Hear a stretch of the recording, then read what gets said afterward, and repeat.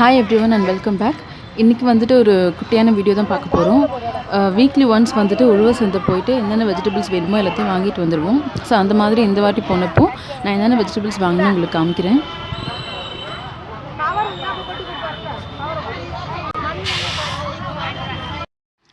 வாரத்துக்கு ஒரு தடவை வாங்குறதுனால எல்லாத்தையுமே வந்துட்டு கொஞ்சம் நிறைய வாங்கி வச்சுக்குவோம். ஃபஸ்ட்டு வந்துட்டு ஒரு வாரத்துக்கு தேவையான கருவேப்பிலை, கொத்தமல்லி, புதினா எல்லாத்தையும் மொத்தமாக வாங்கியாச்சு. அதுக்கப்புறமா பார்த்திங்கனாக்கா செவ்வாழை, அப்புறம் நார்மலான வாழைப்பழம் அது வாங்கியிருக்கேன். அதுக்கப்புறம் பார்த்திங்கன்னா காலிஃப்ளவர். ஆக்சுவலி வந்துட்டு எல்லா காயும் வாங்கலை, ஒரு வாரத்துக்கு என்னென்ன தேவையோ அதை மட்டும்தான் வாங்கியிருக்கோம். 1 கிலோ பீட்ரூட், 1 கிலோ கேரட் வாங்கியிருக்கேன்.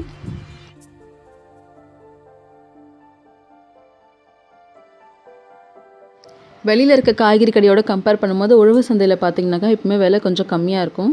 ஸோ அதனால தான் இவ்வளோ காய்கறி வாங்கியிருக்கேன். அண்ட் அது கூடவே பார்த்திங்கன்னா பாவக்காய், இஞ்சி, உருளைக்கிழங்கு, புடலங்காய், கத்திரிக்காய். இந்த பச்சை கலர் கத்திரிக்காய் வந்துட்டு அங்கே நிறைய கிடைக்கும்.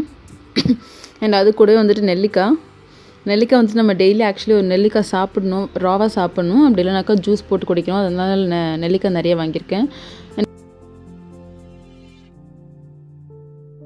இது வந்துட்டு என்னென்னு பார்த்தீங்கன்னாக்கா தட்டைப்பயிறு. ஆக்சுவலி இது வந்துட்டு லாபியான்னு சொல்லுவாங்க இல்லையா, அதை வந்துட்டு உழவர் சந்தையில் ஃப்ரெஷ்ஷாக விற்பாங்க புதுசு.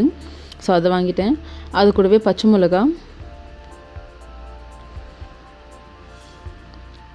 உழவர் சந்தையில் வந்துட்டு ஃப்ரூட்ஸும் வந்துட்டு கொஞ்சம் கம்மியாக கிடைக்கும். ஆரஞ்சு வந்துட்டு கம்மியாக இருந்ததுனால அதில் ஒரு 2 கிலோ வாங்கியாச்சு.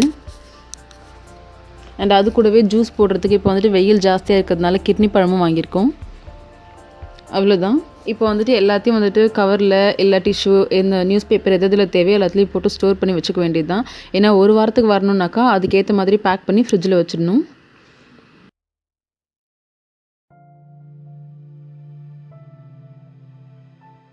இந்த ஜல்லடை வந்துட்டு பார்த்திங்கன்னா யூஸ் பண்ணாதது பழசு, இப்போ யூஸ் பண்ணுறதில்ல. ஸோ அதனால் வந்துட்டு அதில் உருளைக்கிழங்கு, மரவள்ளிக்கிழங்கு இந்த மாதிரி கிழங்கு ஐட்டம்ஸ்லாம் போட்டு வச்சோம்னாக்கா கொஞ்சம் காற்றும் போகும், கெட்டு போகாது.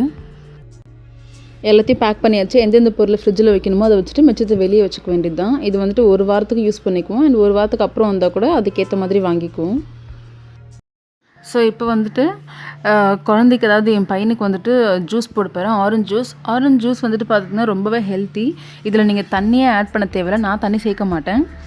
2 பெரிய ஆரஞ்சு பழமாக எடுத்து அதை ஃபுல்லாக புழிஞ்சிட்டு அதில் தேன் கலந்து அப்படியே கொடுத்துருவேன். உங்களுக்கு சர்க்கரை, நாட்டு சர்க்கரை உங்களுக்கு எது சௌரியமோ அதை நீங்கள் கலந்துக்கலாம்.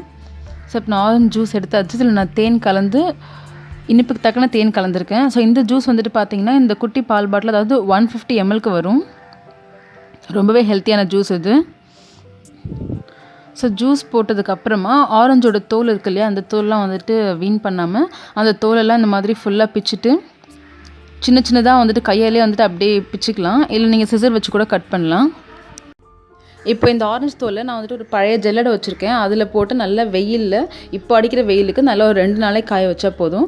காய வச்சுட்டு மிக்சியில் வந்துட்டு நான் நார்மலாக பவுட்ரு மாதிரி அரைச்சி வச்சுக்கிட்டு நீங்கள் ஃபேஸ்க்கு யூஸ் பண்ணிக்கலாம். நாங்கள் வந்துட்டு பாதி முகத்துக்கு யூஸ் பண்ணிவிட்டு மீதி பாதி வந்துட்டு சீக்காவில் சேர்த்துக்குவோம். சீக்காய் அரைக்கும் போது அதில் சேர்த்து தலைக்கு குளிக்கிறதுக்கு யூஸ் பண்ணிக்குவோம். ஆரஞ்சு பீல் பவுடர்னு சொல்லிட்டு நம்ம நிறைய கேள்விப்பட்டிருப்போம், கடையிலலாம் விற்கும். ஸோ அது வந்துட்டு பார்த்திங்கன்னா இதுதான். இந்த மாதிரி ஆரஞ்சு தோல் தான் பவுடர் பண்ணி விற்பாங்க. அது வந்துட்டு ஃபைன் பவுடராக இருக்கும். நம்ம மிக்சியில் அரைக்கிறது வந்துட்டு பார்த்திங்கன்னா மிக்சியை பொறுத்து கொஞ்சம் நரன்னு இருக்கும். இது வந்துட்டு ஃபேஸ்க்கு வந்துட்டு வீக்லி ஒன்ஸ் யூஸ் பண்ணலாம். ஃபேஸ் ரொம்பவே பிரைட்டாக இருக்கும். ஈவினிங் ஸ்நாக்ஸ் டைமுக்கு வந்துட்டு பார்த்திங்கனாக்கா ஒரு சின்ன டிஃபன் மாதிரி செஞ்சேன். புழுங்கல் அரிசியை யூஸ் பண்ணி ஒரு கொழுக்கட்டை, அண்ட் அதுக்கு தொட்டுக்கிறதுக்கு வந்துட்டு ரொம்பவே சிம்பிள் அண்ட் டேஸ்டியான ஒரு கத்திரிக்காய் கொத்து பண்ணியிருக்கேன். இந்த வீடியோ வந்துட்டு பார்த்திங்கன்னா இதுக்கு முன்னாடி அப்லோட் பண்ணியிருப்பேன், ஒரு டிஃபன் ரெசிபி வீடியோ, புழுங்கல் அரிசி உருண்டை அண்ட் கத்திரிக்காய் கொத்துன்னு சொல்லிட்டு. அந்த வீடியோட லிங்க் வந்து நான் டிஸ்கிரிப்ஷனில் கொடுக்குறேன். அண்ட் மேலே வந்துட்டு ஐ மாதிரி தெரியும் பாருங்கள், அதுலேயும் கொடுக்குறேன். ஸோ போய் பாருங்கள், ரொம்பவே நல்லாயிருக்கும். இந்த கொத்து வந்து ரொம்ப டேஸ்டி அண்ட் ரொம்ப ஈஸியாக செஞ்சிடலாம். ஒரு டிஃபனுக்கும் நீங்கள் யூஸ் பண்ணிக்கலாம், இல்லைனா ஈவினிங் டைமில் ஒரு ஸ்நாக்காகவும் யூஸ் பண்ணிக்கலாம். ஸோ சின்ன ஒரு ஸ்நாக் டைமில் டிஃபன் முடிச்சுட்டு நாங்கள் எல்லாருமே பீச்சுக்கு கிளம்பிட்டோம். ஸோ இந்த வீடியோ வந்துட்டு நான் இதோட முடிச்சுக்கிறேன். தேங்க்ஸ் ஃபார் வாட்சிங்.